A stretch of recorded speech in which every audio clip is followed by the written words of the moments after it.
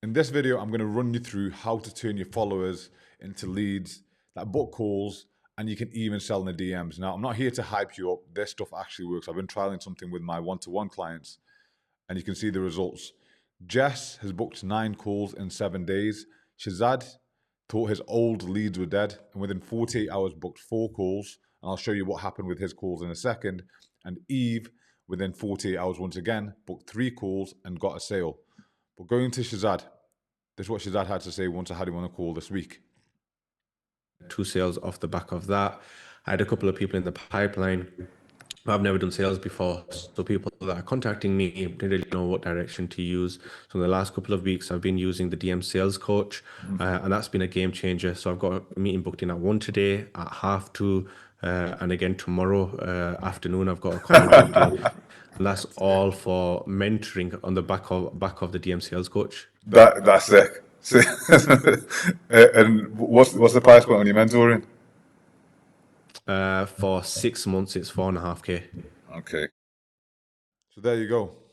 That's 9K collected with another potential 13.5K within 48 hours of using this method, which I'm going to teach you. So look, listen up, take this stuff down. If you do want to see how this works inside my program, utilizing the AI, there's a video below in the description. Go and check that out, and you can have a look at that. So let's get into this. I want you to get your pen and paper out, make notes on this because you're going to need it. Right, let's go. Wicked. So followers to sales, a foolproof strategy to book more calls and make sales in the DMs. Now, we need to get some key principles understood before we do anything, right? As with anything. So taking a look at these 2 graphs, we need to understand that there's 3 types of buyers in any market. Now, the prerequisite for this, should I say, is that you've got content that allows the right people to come in to your world. And the right people are, you like working with them, you're actually qualified to help them. So you've either got a result for yourself or for somebody else, or, as well as they've got the money to pay you. So these are the 3 things that need to be happening in terms of your content, attracting the right people. And that's one of the things that we focus on heavily, making sure that the content is right. If you're not sure about your content, you might want to go and check out the previous video on this page. I might even link it. I'll link it at the end of this video, the content capture system, okay? But stick around for this. Cool. So the 3 buyers which we have in any market are now buyers. And they typically take up around about 15% of the market. That's 15% of people. I'll show you why this is important in a second. Then we have later buyers. And this is round about 60%. And then we've got those never buyers. And that's fine as well. I'll explain why these guys are never buyers. It comes down to psychology. And they once again make up 15 to 20%. This is 15 to 20 as well. Cool. So we've got to understand of the landscape in terms of followers coming in through your door, right? Cool. So this is why. There are 3 types of psychology and then subsequently language that people use. So proactive buyers are people who are ready, almost bulldoze through anything. Balanced buyers or later buyers need a bit more convincing, okay? They need a bit more proof. They need a bit more time to incubate, let's put it that way. And that comes down to the nurture sequence and the nurture flywheel, okay? And then we've got reactive buyers. These are guys who are never going to buy. They're just not going to make a move for whatever reason. I've just realized what I've drawn there. You didn't know this was going to be a comedy, but it is. Okay, cool.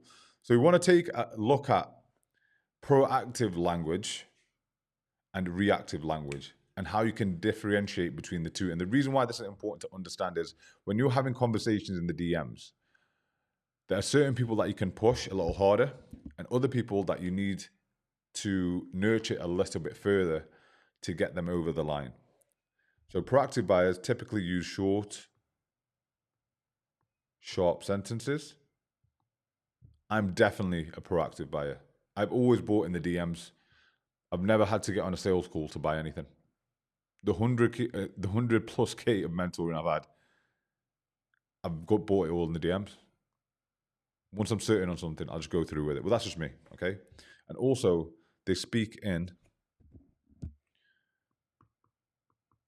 definitives. So they're very definite with their language. Reactive buyers use longer sentences. They use words like maybe, if, but. And sometimes they can't articulate directly with what they're going to say. So once you spot those language patterns in your conversations, you then know who you're dealing with, whether they need more nurture or you can really push them for the sale. Eventually, what will happen is the reactive guys will start to use language that is proactive, and then you know you can move forward. So that's like a prerequisite. That's something for you to understand. So the nurture wheel, this is what I alluded to a second ago. This works as a part of a system within our program. So we've got YouTube, email, VSL, and chat. The only difference with chat is that, let's highlight this in green actually. This is a very proactive nurture method. You're going out, you're having conversations. Email's passive. You send one out to your email list, loads of people receive it. Same with YouTube, same with your VSL. It's very second line, back of the line sort of methodology. DMs is front line, but you will get the biggest payoff. That's why these guys, once they've utilized this, they're on the front line, they're in the trenches, they're having the conversations, the difficult conversations sometimes, and they're making the sales and booking the calls. So this is a very proactive approach. So we're only going to cover DMs in this training. So there are 6 steps, and I want you to tattoo this sentence on the inside of your eyelids. Put it up on a wall, frame it. Chasing desperately quickly annoys real leads. Say it with me. Chasing desperately quickly annoys real leads. And this is a mnemonic because the first letter of each word stands for one of the 6 steps. So step number 1, the C, let's zoom in a little bit, is connect. D is diagnose. Q is qualify. A is ask for permission. R is route.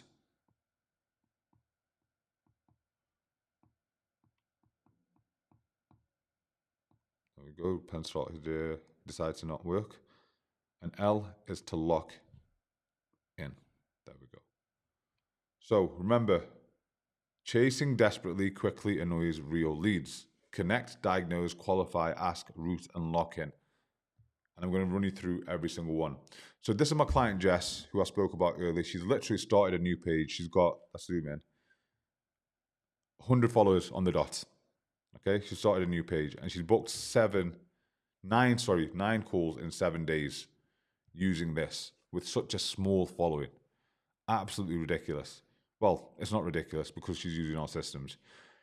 But it just goes to show you don't need a massive following. You just need a following of the right people. And we had a look at her content previously on an old page and it was too vague. And we're like, okay, we're just going to start from scratch here. So she's only posted 22 times. 22 times. And she's booked 9 calls. And it does come down to her content.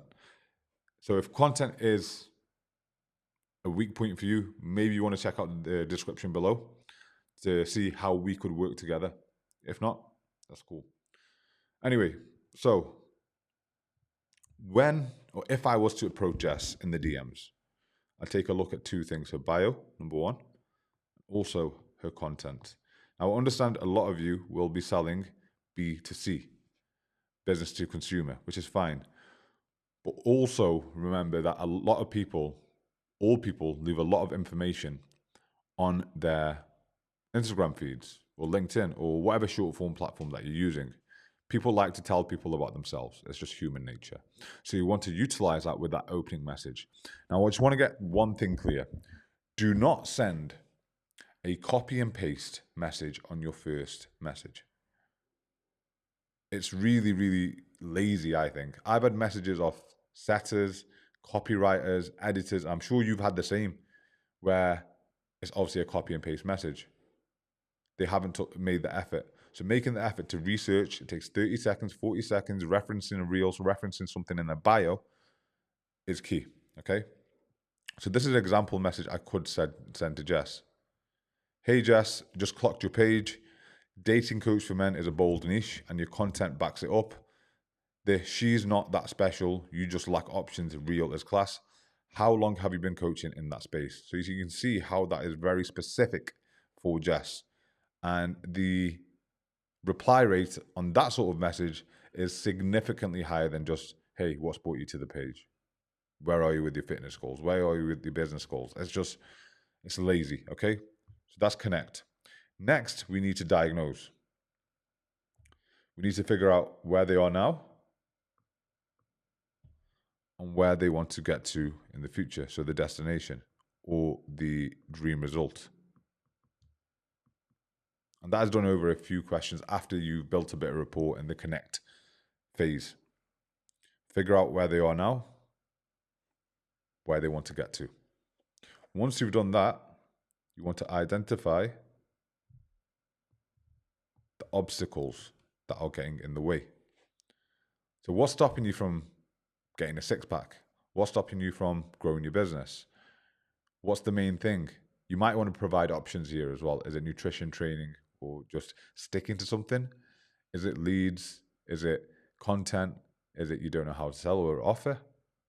And they'll normally tell you, okay? So this becomes the gap.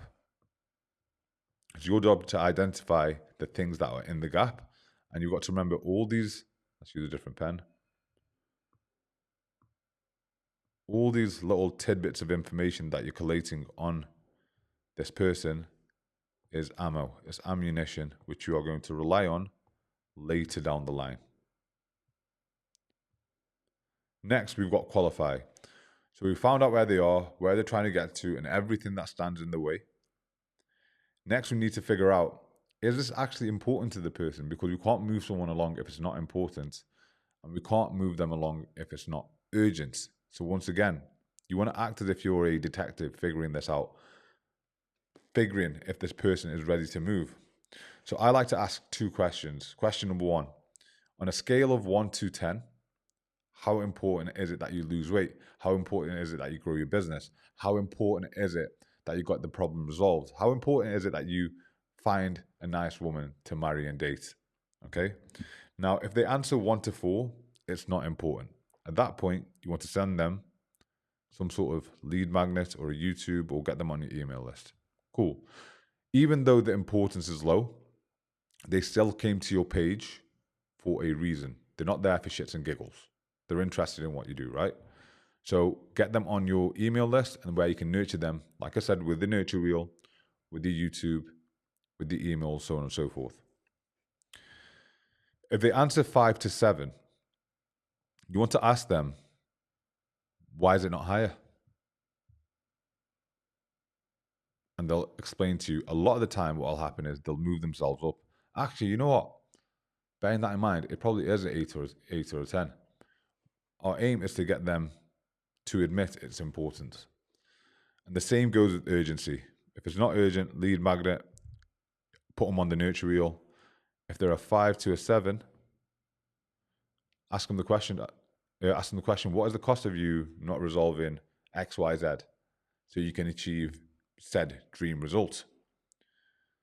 They'll tell you, it is important, it costs me money, it costs me time, it costs me my health, it costs me my relationships, blah, blah, blah. So wouldn't you say it's an 8 out of 10? Yeah, it probably is. Now, if they are at a 8 or a 10, you want to try to downsell them. Ask them, why is it not a 5 to a 7? A 5 or a 6, a 5 or a 6 or a 7? Well, because once again, they'll sell themselves on the next step. So our job is to get them as hot as possible into this section where we can then move them on to asking for permission. Now, always ask for permission before you offer a solution. What we don't want to do is just start coaching them. Do not start coaching them. Don't start offering unsolicited advice. If they say no, I don't want to move forward, it rarely happens. Refer back to the ammunition which we collated here in the diagnostic section and refer to that. Hey, I thought you said you wanted to get a 6-pack and the only thing standing in your way is X, Y, Z. And you just told me that the cost of not doing this is health, relationships, money, so on and so forth. Remind them. Go for a different color.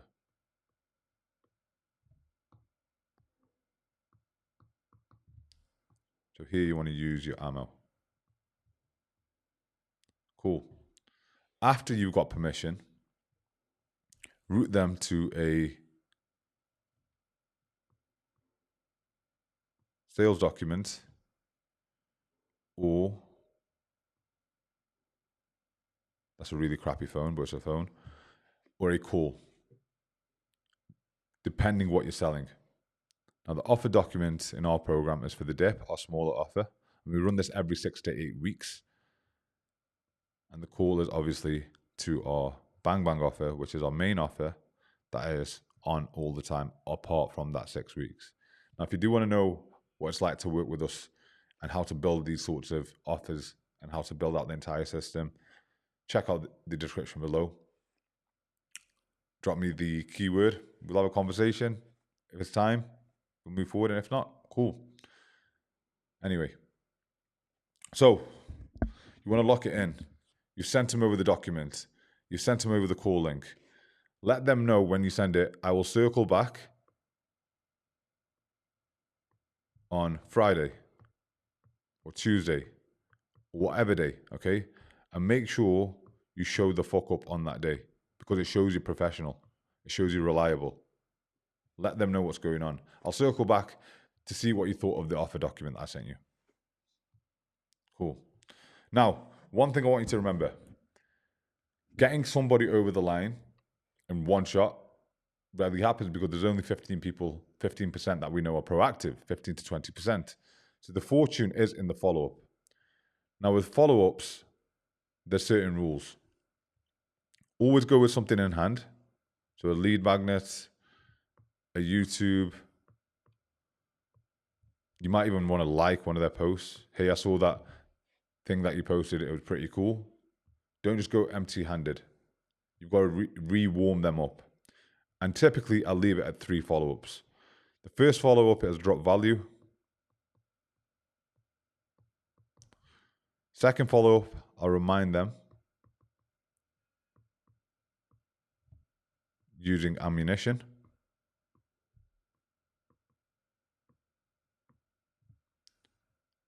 And the third follow-up is cut off.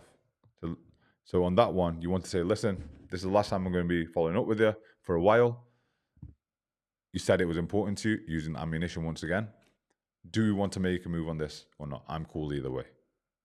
And then actually fucking mean it. The amount of times people have said that to me and then they show up a few weeks later, it's hilarious actually. I find it really funny. So that is the 6 steps to getting more sales in the DMs and getting more calls booked. Like I said below, where I show you a screen recording of what this works, how this works inside the Expert OS, the motherboard, and in all of our programs. So go please and check that out, and I will catch you next time. Go and book some fucking calls, get some money. Peace.